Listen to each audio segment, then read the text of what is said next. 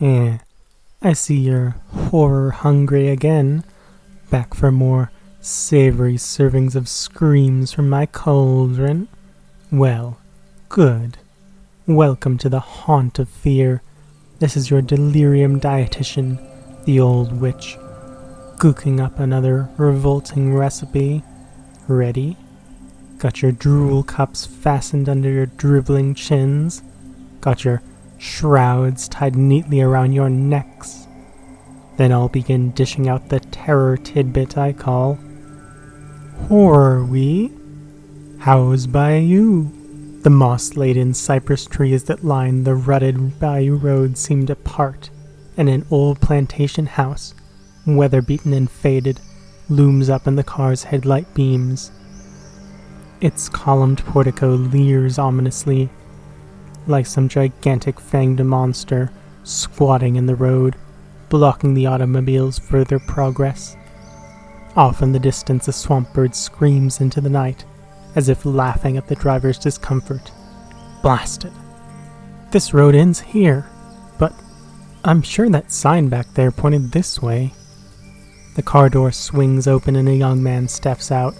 He strides toward the rundown mansion. There's a light shining through one of the shuttered windows. That means someone's living there. Perhaps they can give me directions. Gray forms scatter as the lost stranger mounts the steps on the columned porch. Ooh, swamp rats. Ugh. How could anyone live out in this godforsaken country?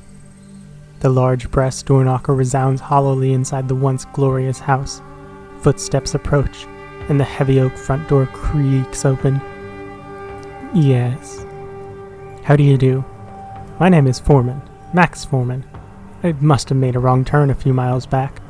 The door opens wide, revealing a small, sad-eyed, middle-aged man. Come in, Mr. Foreman, come in. My, I'd gone to bed. I'd given up for the night. Given up? I don't understand. Given up waiting for someone like you to come along, Mr. Foreman.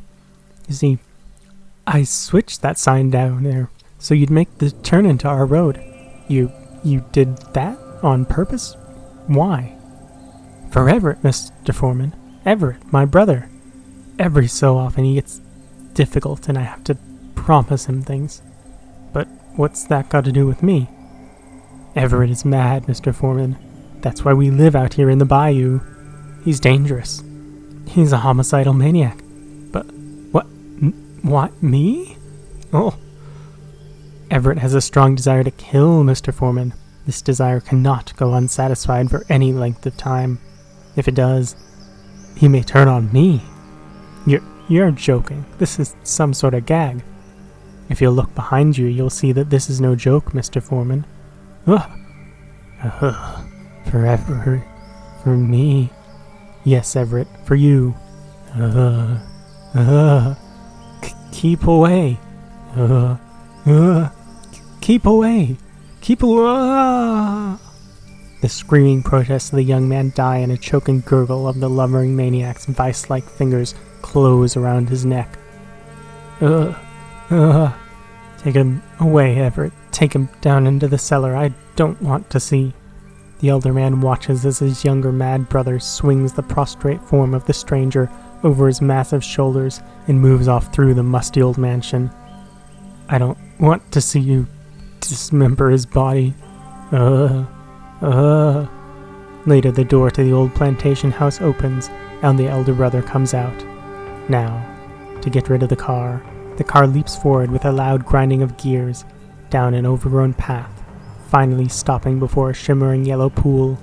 The quicksand pool will swallow up all traces of it. Releasing the emergency brake, the elder brother leaps out, and the car rolls forward into the sucking bog, sinking slowly from sight. Beyond, from the mansion, a sickening shriek of laughter echoes into the bayou night. Poor Everett. Well, perhaps that will satisfy him, for a while, at least. Finally, the car had disappeared below the surface of the roiling quicksand pool. The elder brother moves back through the bayou, overgrowth to the mansion. Everett stands in the open doorway, breathing heavily. His hands are blotched red. I'm finished, Sidney. Come, see. No, thank you, Everett. Let's just put what's left of him in the sack, as usual. Everett lumbers off and returns shortly thereafter, a large blood-stained sack swung over his shoulders. He was a doctor, Sidney. I found his card. I don't like doctors. Throw what's left of him in the quicksand pool, Everett, with the others. Everett's stupid face brightens. He grins idiotically. Remember the others, Sidney?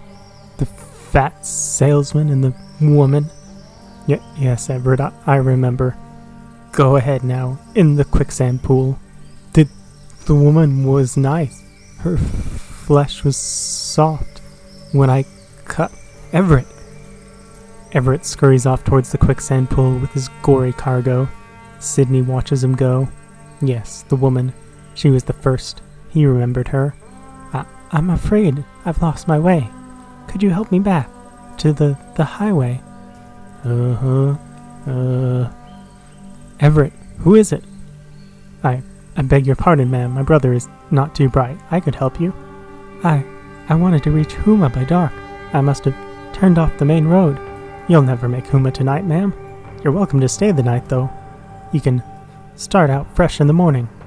Well, I don't know. I wouldn't want to impose. Yes, the woman had been the first. During that night, Everett had gone to her room and... Ah! Huh? What was that? The scream had awakened Sidney. He'd rushed to the woman's room. Everett! Sidney had thrown the dismembered parts of the woman's body into the quicksand pool. That had been the beginning of it. After that, Everett had gotten worse and worse, and Sidney realized that he'd have to supply his mad brother with other victims to keep him satisfied. All right, Everett. All right. I'll think of something. So Sidney thought of altering the directional sign down the road so wanderers would come to the mansion. My name's Jackson, Anthony Jackson. I'm a traveling salesman.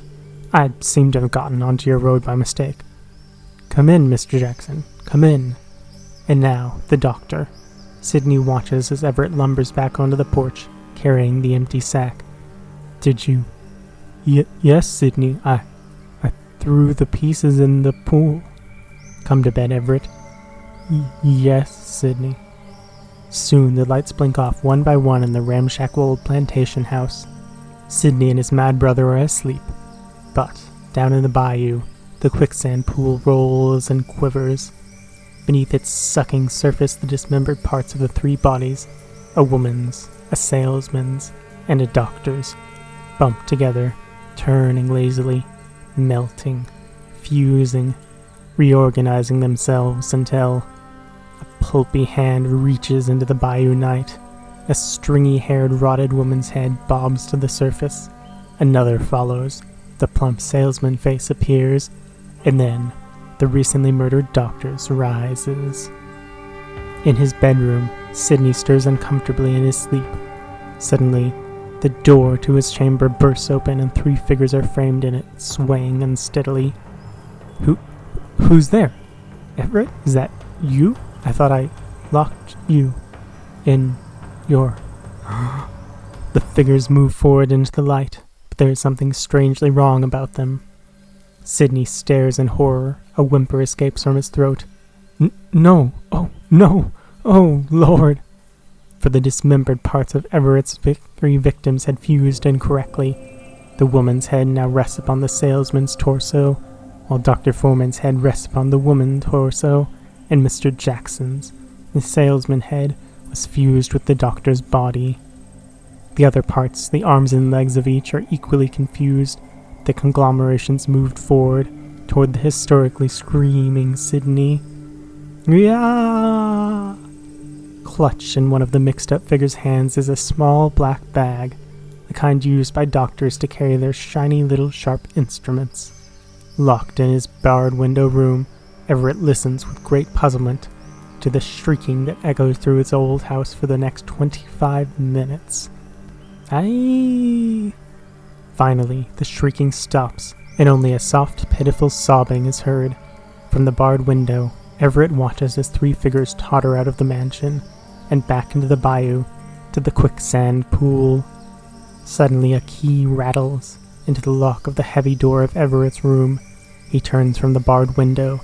Sydney, or what was once Sydney, but is now nothing more than a confused reorganization of Sydney's dismembered body, stands before him, the upside-down head hanging from the left hip, sobbing, the left leg sewn to the left shoulder, crooked awkwardly around a makeshift crutch, the right leg swaying from the right shoulder, the left arm erupting from the neck, gesticulating, and the right arm supporting the entire grisly sight. Everett, look what they've done to me. Hee hee. Yes, kiddies. Everett's victims really messed up his brother Sydney. You might say they got together. Of course, the doc was the surgeon, so his head directed the whole operation. What a laugh, though. He'd had no anesthetic in his bag. Sydney thought it was a scream.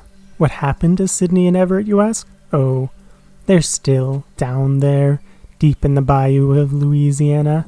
Next time you're driving in that section, just look for them. That is, if they don't look for you first. And now, the Vault Keeper awaits. See you later.